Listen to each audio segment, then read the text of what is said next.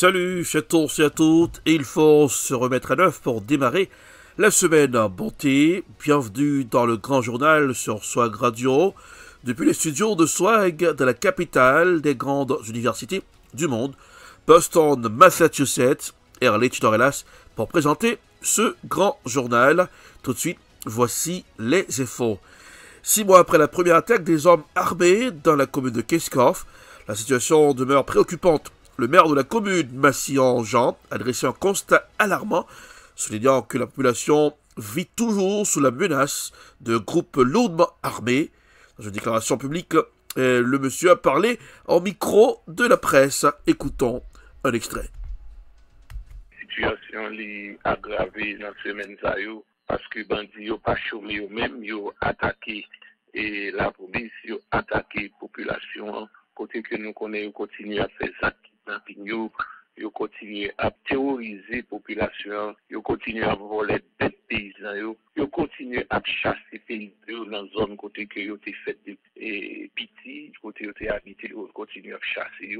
Mais nous-mêmes, en tant qu'autorité locale, en tant que citoyens conséquents, nous pas baisser les bras, et nous toujours dire nous avons campé ferme à la barre, nous sommes capables de défendre la communauté, nous sommes capables d'accompagner nous sommes capables d'accompagner la police jusqu'à ce que nous arrivions à mettre M. Sayo dehors en dans la commune Keskov. Et nous connaissons l'attaque qui était faite dans la zone Mont-Tranchant, côté que nous gagnons 2 policiers qui perdu la vie, malheureusement. Nous profitons de l'occasion pour nous capables de voyer condoléances à la famille, la police en général, surtout unité Boyd là. Il y a 3 là-dedans qui étaient arrivés blessés, qui est l'hôpital qui a pris soin. Et nous souhaitons rétablir parce que la bataille n'a pas campé. Nous avons continué la bataille et nous connaissons, monsieur, l'attaque qui a été faite dernièrement dans la zone Mont-Tranchant. Il y a eu les caïmons en roi, ils sont arrivés à mettre du feu dans un blindé. Mais il y a plusieurs là-dedans, retournent dans le champ de tir avec la police qui est arrivée à brûler le bouche. Et m'a tout profité, tout, saluer, arrivé, monsieur, par raison dans tête directeur général de la police là. Nous saluons tout, arrivé, monsieur Laurent Cécile à la tête du CPT et nous saluons tout. Et décision que nous commençons à prendre pour permettre que ensemble nous fassions fusion, ensemble nous faisons unité pour permettre que cet ensemble ça après déboucher sur une opération qui va faire toute section communale, commune Keskov, et surtout côté que M. Badio fait Badio pour déloger, pour capable libérer la commune. Et parce que ça va servir en exemple parce que Keskov c'est une commune qui résistait en face de M. Sayo et Keskov doit quitter. Keskov doit être symbole de la résistance contre les gangs armés et en Haïti et pour nous servir de modèle, pour nous capables d'aider, libérer notre territoire côté que Badi Sayo qui est bien en otage.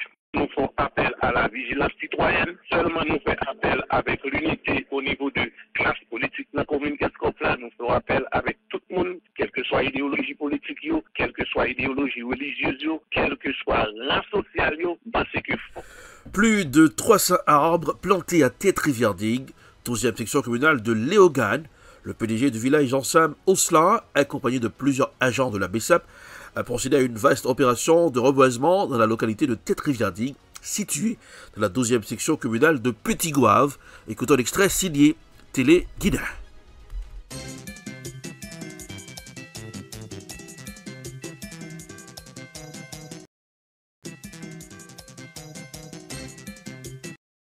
Soit côté on travail fait pour pays nous doit là puisque nous c'est haïtienne et nous t'ai participé pour pays ça te joindre liberté li et je dis on a continuer et pour que nous goûter pour pays à sortir dans sa lié côté que nous connaît mesdames yo c'est eux même qui moteur économie pays tout chit à la caillou yo pas qu'à déplacer yo pas qu'à faire commerce situation vient plus difficile yo pas qu'à traverser Matissan mais je dis à nous dit jour arriver faut pays à libérer quand même et nous commencer ici.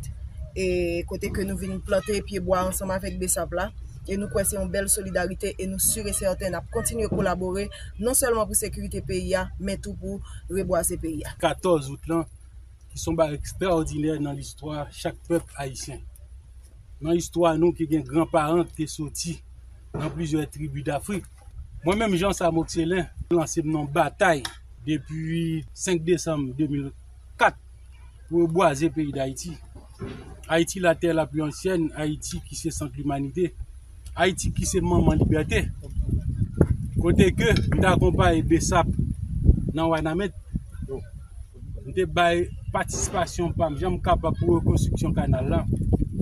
Et 5 décembre, ça, qui sont dates historiques, côté que nous planté 300 pieds bois sous le canal là. J'ai choisi 5 décembre parce que, malheur, nous commençons 5 décembre, Christophe Colomb débarque le métager nous. Nous venons voir les Grégor, pays à force mystique terre, nous porter bail Espagne, nous retournons, venir prendre trésor là, avec toute ça, nous aller en France, Angleterre débarquer. Donc, nous commençons la révolution, nous-mêmes en tant que jeunes, en tant que patriotes, en tant que révolutionnaires, 5 décembre 2024 pour nous reboiser le pays d'Haïti. Je dis à nous dans la ville Tigouave, nous te dit, après tout parcours dans le reboisement, nous te dit Tigouave sont une ville historique et patriotique. Tigouave, c'est là les petits restes.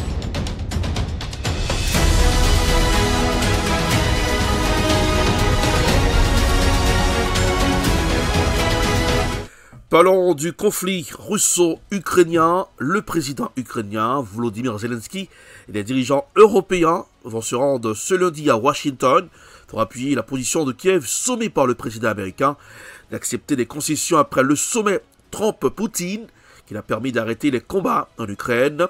Les précisions de Sonia Ghezali, correspondante de France 24 à Washington. On sait qu'il y aura tout d'abord un tête-à-tête entre Volodymyr Zelensky et Donald Trump en tout début d'après-midi, vers 13h15. Ce tête-à-tête sera suivi à 15h d'une réunion multilatérale avec Donald Trump et les dirigeants européens, entre autres le président Emmanuel Macron, vous le disiez, mais aussi le Premier ministre britannique, le chancelier allemand et Ursula von der Leyen, la présidente de la Commission européenne. Côté américain, Marco Rubio, le secrétaire d'État américain, ainsi que Steve Witkoff, l'envoyé spécial pour les négociations avec l'Ukraine et la Russie, et puis certainement le vice-président Vance, qui s'est d'ailleurs exprimé sur la chaîne de télévision Fox News ce dimanche pour réitérer la position de l'administration américaine. Nous en avons fini avec le financement de la guerre en Ukraine, a-t-il dit en ajoutant « Nous voulons aboutir à un règlement pacifique de cette affaire, la fin du conflit entre l'Ukraine et la Russie. À quel prix, en revanche, c'est la question que tout le monde se pose à quelques heures de ces rencontres à Washington après un sommet Trump-Poutine en Alaska qui n'a abouti à rien. Nous irons au Canada. Un pasteur américain a laissé les États-Unis pour aller vivre au Canada. Les politiques anti-LGBTQ+ de Donald Trump poussent certains Américains à chercher une vie meilleure à l'étranger, notamment au nord de la frontière. C'est le cas de 2 pasteurs des États-Unis qui ont choisi de s'installer en Ontario. Cependant, la route vers l'Eldorado canadien comporte son lot d'embûches. Écoutons un reportage signé Radio-Canada. Un drapeau américain et des photos de famille, quelques souvenirs d'une vie passée. Il y a un peu plus de 2 ans, le pasteur Robert Abgar-Taylor et son mari Rob se sont installés à London, en Ontario, pour fuir les politiques anti-LGBTQ+ aux États-Unis. How did it feel when you crossed the border? It was like we did it. We made it.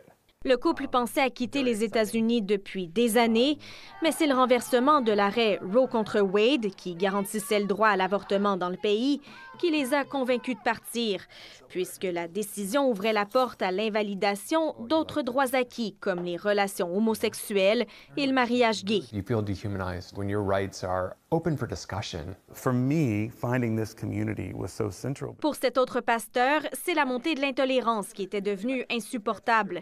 Au Canada, il peut maintenant afficher ouvertement son soutien à la communauté LGBTQ+ et à la lutte contre le racisme, ce qui aurait été presque impensable dans son ancienne église au Texas. It's often been my calculation, can we do this without running the risk of a violent attack or a threat? L'Église unie du Canada, qui a accueilli les 2 pasteurs, indique avoir été contactée par une vingtaine de membres du clergé américain depuis janvier.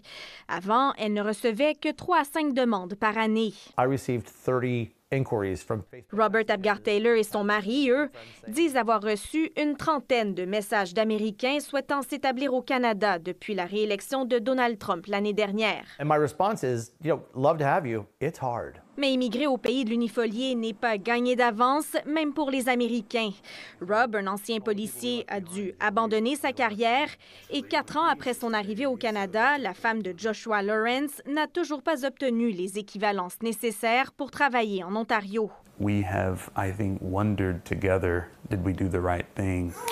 Les deux familles ne savent pas non plus si elles obtiendront un jour la résidence permanente, surtout depuis qu'Ottawa a abaissé les seuils d'immigration. If you're not between 20 and 30 with a Canadian education and with a couple of years of Canadian work experience, you're just not going to get the points. Malgré tout, les deux familles gardent espoir. We still believe that our investment will yield a great quality of life. Robert et son mari, eux, peuvent enfin respirer. You don't realize how much you're holding your breath until you don't have to hold your breath any longer. And that's what it's like to be Canadian. Ici Andréane Williams, Radio-Canada, à London, en Ontario.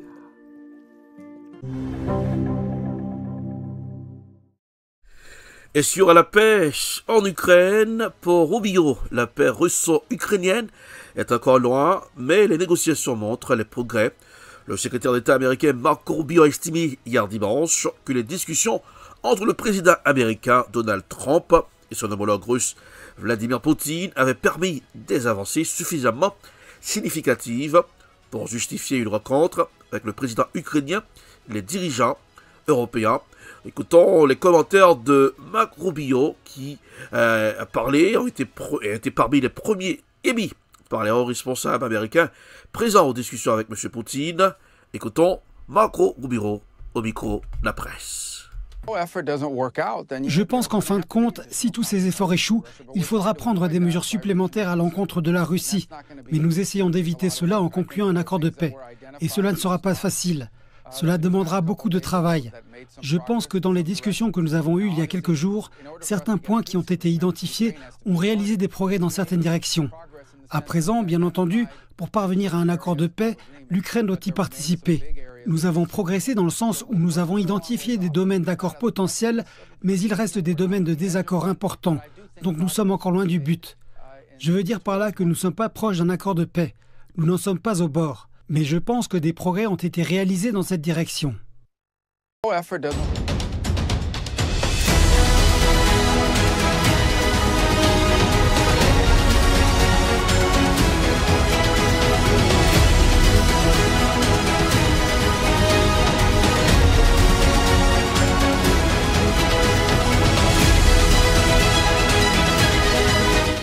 De Rechef pour présenter le grand journal sur Swag Radio.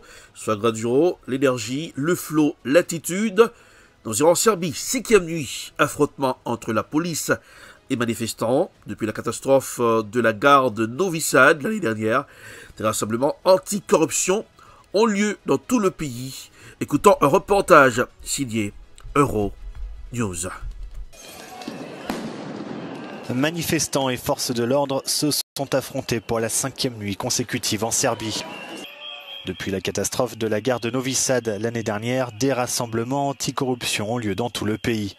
Les manifestants réclament des élections anticipées.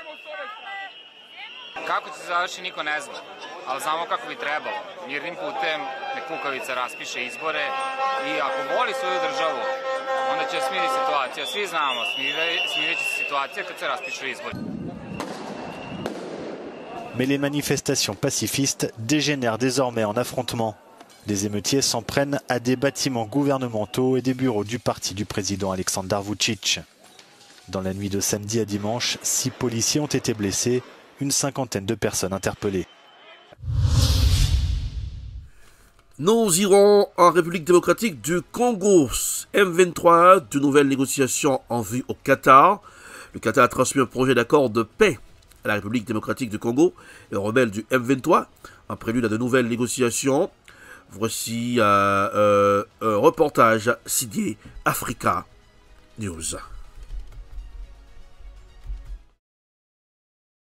Alors que la République démocratique du Congo et le M23 ont signé une déclaration de principe en faveur d'un cessez-le-feu à Doha le mois dernier, un responsable qatari révèle qu'un projet d'accord de paix a été partagé avec les deux parties. Cette annonce intervient quelques jours avant une étape importante des négociations, toujours dans la ville de Doha. Le 19 juillet dernier, la RDC et le groupe armé s'étaient engagés à élaborer des mesures, mais la signature de cet accord de principe n'a pas empêché la poursuite des violences, notamment depuis le 8 août, aux environs de la localité de Moulamba, dans le sud Kivu, pourtant stabilisé depuis le mois de mars. Il semblerait que le gouvernement congolais et le M23 n'aient pas eu les mêmes attentes. La RDC envisageait un retrait du groupe armé des villes suite à la signature et le M23 a réaffirmé qu'aucun retrait de l'AFC M23 n'avait été requis par le texte.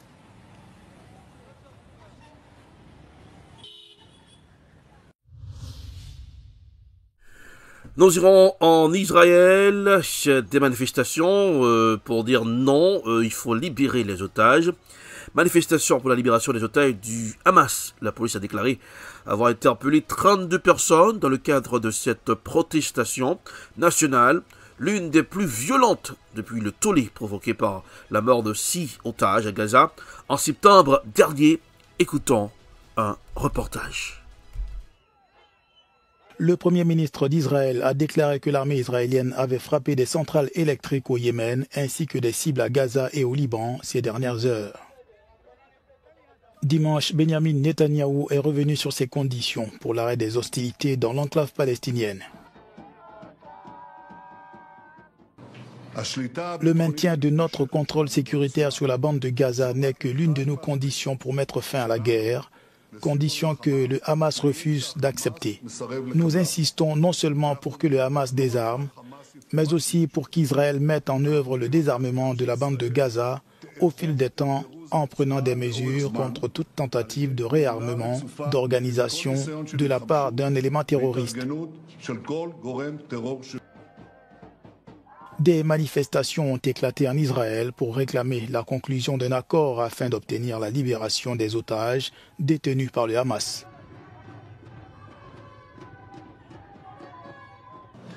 Aujourd'hui, ceux qui appellent à la fin de la guerre sans vaincre le Hamas ne font que renforcer la position du Hamas et retarder la libération de nos otages. Ils font également en sorte que les horreurs du 7 octobre se répètent encore et encore et que nos fils et nos filles aient à se battre encore et encore dans une guerre sans fin.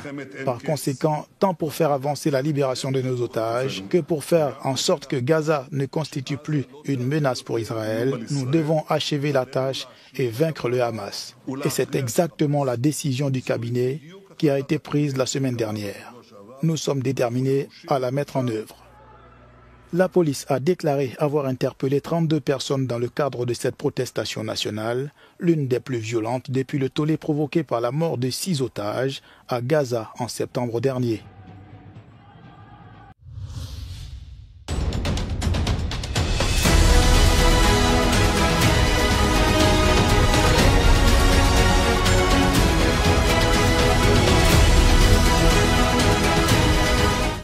Avant de plier bagages pour ce aujourd'hui, coup d'œil sur la météo, à Boston, lundi 18 août 2025. Début de journée, ciel partiellement ensoleillé, température fraîche, autour de 59 degrés Fahrenheit. L'après-midi, du soleil intermittent, majoritairement ensoleillé, avec des températures atteignant 68 degrés, 70 degrés Fahrenheit. Dans la soirée, ciel clair, très légèrement voilé, avec des températures redescendant progressivement entre 62 degrés, 66 degrés, 62 degrés Fahrenheit. Alors, tenue conseillée pour ce aujourd'hui, optez des vêtements légers en couche, un t-shirt à manches longues ou un pull léger au matin, à retirer si le soleil est trop présent en après-midi, voilà. Activité en plein air, en excellent temps pour profiter d'une promenade, de pique-nique, une activité en extérieur entre 11h du matin et 4h, quand la météo est douce et agréable. La soirée sera paisible, la nuit annonce fraîche et claire. Une veste légère ou un gilet pourrait être utile si vous sortez ce soir. C'est la fin de ce grand journal sur Swag Radio. Swag Radio, le son qui swag.